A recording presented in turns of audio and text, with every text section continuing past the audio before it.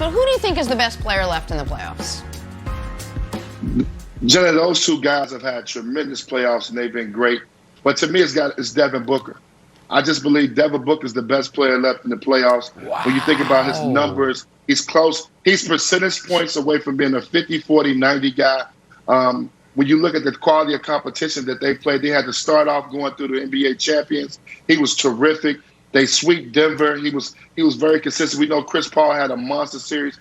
And then to go take a 2-0 lead without Chris Paul. I could never imagine them being up 2-0 without Chris Paul just because of what Chris Paul has done for this team. So it basically lets me know who's the most valuable player and the best player right now in the playoffs that's left, and that's Devin Booker.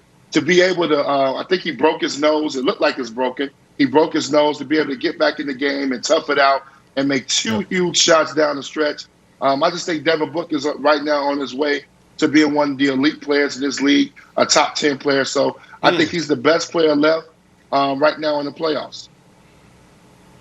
All right, so I agree with a lot of that, including that, you know how I knew Devin Booker's nose was probably broken? Because for a moment there, Devin Booker's nose looked like mine. I'm like, that ain't great. That's broken. Mine's not broken. It's just an anomaly. So, yeah, his nose definitely broken, and he played through it. He had a tough night in Game 2, and still forget about it because how crazy the end of the game was. Hit that pull-up mid-range jump shot, which they had to have to get him up 1 before Paul George retook the lead. So Booker's been awesome.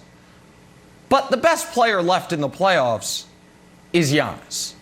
And I'm not sure it's actually as great as Trae has been, as excellent as Booker has been, as great as Chris Paul was before he got knocked out with the protocols. I don't know it's that close. And I know we focus on what Giannis can't do. So I want to use a comp of another guy who is an all-time great player who a lot of the things Giannis can't do, he couldn't do either. And nobody ever doubted how great he was. And that is Shaquille O'Neal. Can we show the graphic, please?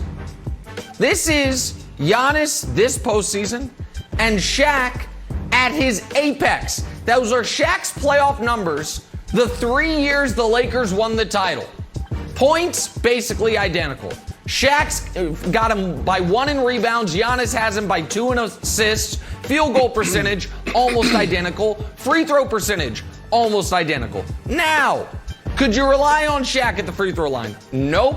Late in the game, could you just give the ball to Shaq? Maybe, but if he got fouled, it was a huge problem, which is why Kobe was so important. Also, they didn't play that many close games during most of those championship runs, except for against Sacramento and Portland, so it wasn't an issue. And while I wasn't in the media during Shaq's career, during the prime of Shaq's career, I was a diehard basketball fan and a consumer of it. And while he got criticism for the free throws, nobody ever doubted how dominant he was. Now, maybe it's because, Brandon, he was such a physical force. It was so obvious to the eye. But Giannis is just a different type of physical force. And those numbers, sometimes numbers lie. Those numbers aren't lying. He is giving you what prime Shaq gave you in the postseason. So to me, he's clearly the best player left in the playoffs. Right. And Shaq won championships, and Shaq also, like you said, had Kobe, he had D. Wade. So they were able to cover up a lot of those challenges, a lot of those mistakes that, or I would just say challenges that Shaq had down the stretch. So Giannis don't have that. And guys, I can't answer this. I'm going to be honest, sitting here trying to rack my brain around this 6 a.m. in the morning, like, okay, how do I answer this? Who is it? And I can't. Anything I would throw out there, it wouldn't be real. So when you talk about Giannis, there's a conversation with Giannis because everything you said, 2-time MVP, Defensive Player of the Year. I mean, an easy 30, an easy 10. And this is every single night, but we criticize him because of what Nick just highlighted. But that is a big deal. You are a superstar. You are the 2-time MVP. But we're just talking about the playoffs and Trae Young, what he's done in 3 series in a row. It's been lights out. It's been sensational, and he's done it with the flair. He's done it with the swagger and the Twan little shoulder shrug, the shimmy. So you got to have him in that conversation. And then also Paul George, maybe not so much of an argument, but when Kawhi went down, he just took off to a whole nother level. And then you got Booker, what you said, and then CP3 is an argument, and then Wilds. I would say this too. People might crush me for this. Chris Middleton. If Chris Middleton played the way played on the road the way he plays at home, it wouldn't even be a debate. Chris Middleton would be the best player in the playoffs, but he can't do it on the road, so that's why he can't even be in discussion. So I can't answer it, Wilds. I really can't. Yep. He can't do it at home either. And if Chris Middleton's best chance of sort of coming out of his funk is to just like literally rub up against Trae Young and try to take some self-confidence in some of the jumper, and then maybe he can play a little bit better. Nick, I thought your graphic was super interesting, and I'm not going to like push back and argue with you.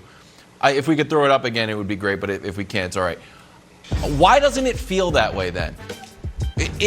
I am not watching these games and being like, man, Giannis feels like prime Shaq. And I know, and you did a great job with the numbers. It just doesn't feel like that at all. And maybe it's just the Kobe factor, that at the end of the game you could go to an all-time great to get you a bucket. But last night, when Giannis is out there setting picks and Pat Connaughton airballs a shot, and then Giannis has to like volleyball a shot back into the backcourt in desperation, it just feels not dominant. I think there's two reasons. Let's just say that. It doesn't feel anything like it, and I don't know why.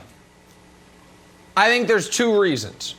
One is Shaq almost never did anything out of his comfort zone, meaning he never looked awkward. Giannis, like, somehow is still working stuff out during the games, and so he will take the bad 3 or the really tough mid-range jump shot that Shaq flatly never took. Now, the fact that their field goal percentages are identical, the only way that math works means that Giannis is actually more efficient at the rim than Shaq is, because Shaq didn't have 28% from 3 dragging it down. So I think that's one part of it, is you never watched Shaq and was like, what are you doing? The other thing, Antoine, and you can speak to this obviously infinitely better than me, because not only did you play against Shaq, but you won a championship with him. And while Shaq wasn't Apex Shaq when you guys won the title, he damn near won the league MVP the year before. He should have. That was one of Nash's 2 stolen MVPs. And he was a dominant force.